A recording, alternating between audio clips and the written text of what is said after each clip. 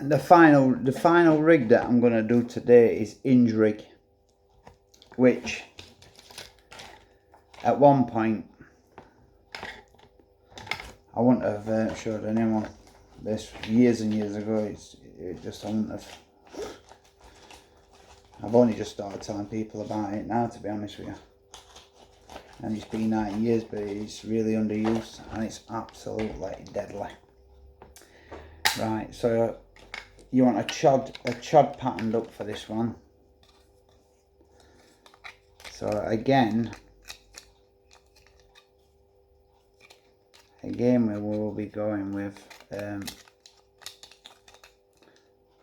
Ridge Monkey, because I like their hooks. They're wicked. Right, so now the chod hook from them. They're really nice. I like how they're packaged. I like how they're all, they're not cluttering about together like, you know, like the other named. I like the way that they're packaged. They're not cluttering, not going to lose the points. Why most hooks lose the points? They come out of the factory nice and sharp and end up losing the points when they're in transit to wherever they're going from distributor to wherever. But right, this is a size 6, but the sixes, Ridge Monkey sixes, are really small hooks, but they're strong and I like them. So then with that, we're going to go with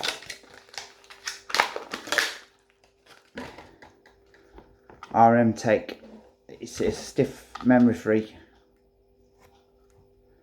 monofilament chod styled one. Alright, take a short piece of that off. Take a longer piece off if you've not tied them before, because it can be, you think that you're using too much material, but you'll end up using more by not taking a little bit extra off you can play with. Because even if you do this wrong, it will re-straighten out and steam back out. It's a lovely material, but it's like wire.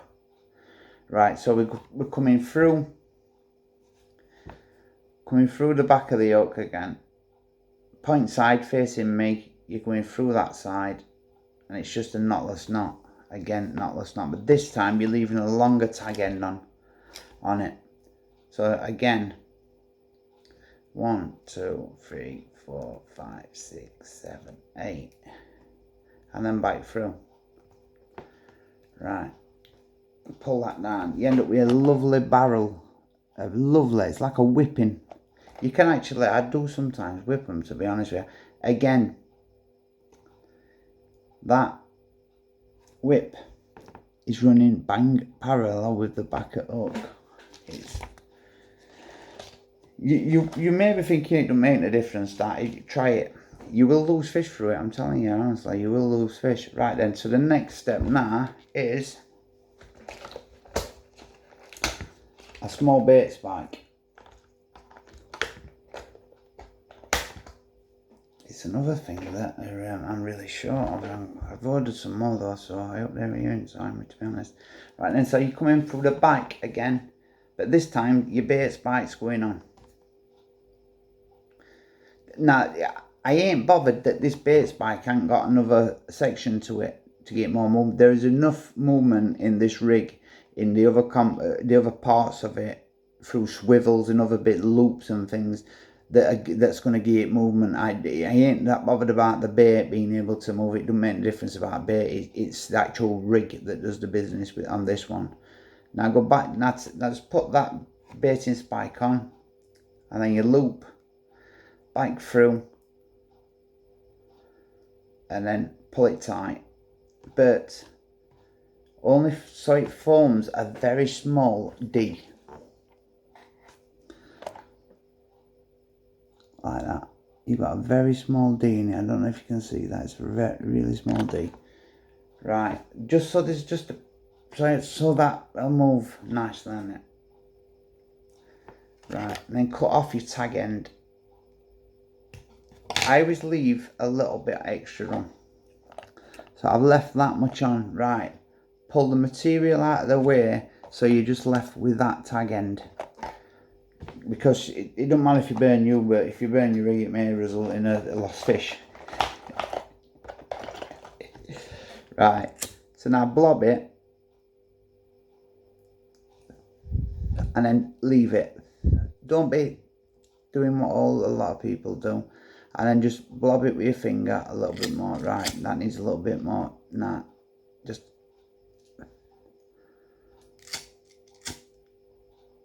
perfect. Right, now, so now you're left with that, which is, I don't know if you can, I can't really see if you can see it. Yeah, so now that's running on a small D. Now, Ridgemonkey chod hooks, the eye on them isn't kicked out this way. I'm not sure why they've done that, to be honest with you, but it's definitely affected how they work. We're fishing I've done on them anyway, and they've worked brilliant. So now what we're going to do is we're going to go with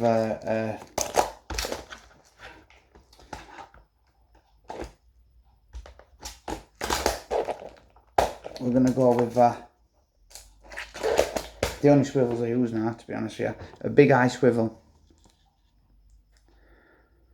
Right, and we want the big eyed section, we want at the bottom, we want the big eyed section, so it's going to be moving freely on the boom that we're going to do. But I ain't going to I'm going to show you how to add a boom, but I ain't adding booms because I'm fishing chod rigs, so I ain't tying rigs up for nothing. So right now, that's the swivel. The big eyed section is that would go to me. Actually, it would be wrong, that, because I'm fishing chod rigs. I want the big eye section this way around, like that, on my hook link. But if I was fishing a hinge rig, it would be the other way around. So I may be better off doing that for you at some point. Right then, so because I'm going to be fishing chod rigs, I'm going to come through, and I ain't gonna use a crimp. I'm gonna knot it. I've always knotted them in pass, and it's always worked well, so I'm gonna go in that. Right then, so we've come through the swivel. Again, pull the two ends together, tag ends. Now that looks a big chod section. To most people, they say it's too big. No, bigger it is. Smaller fish can see it's off ground, bigger fish can't. Right, so we take it through, and then we form a loop again, and then a twist and a swivel goes through this time, and then we wet it and we bring it down, and then we get the hook and we pull it flush, and we're left with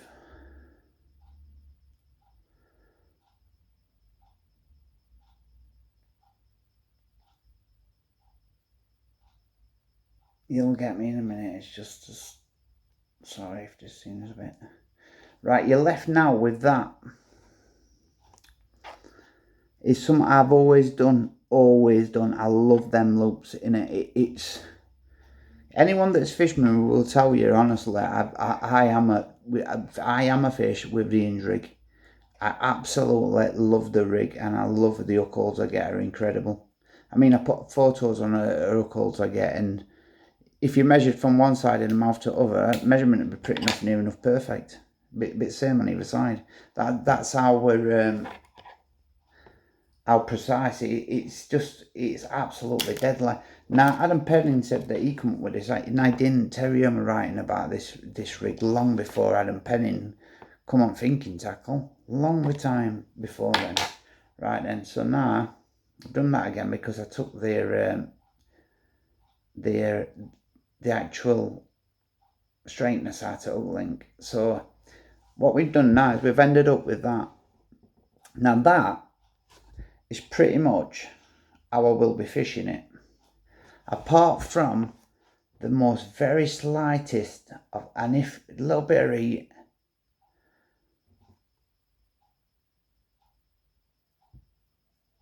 a really little bit of heat like that.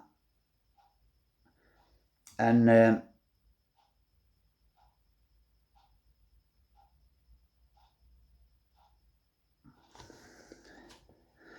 now that is pretty much how I will be fishing it, to be honest with you. Exactly like that. It's kinked a little bit. Just that's it. Just took it out. Right, so that is pretty much how I will be fishing it. And it's a deadly rig. It's absolutely deadly. So give it a go. The other thing as well is with this one is I don't use shots on this one. It's putty. Now I've just bought some putty not long ago. I think it was Gardener, and it's absolutely shit. It's just too soft. It's another thing. Coda make great putty.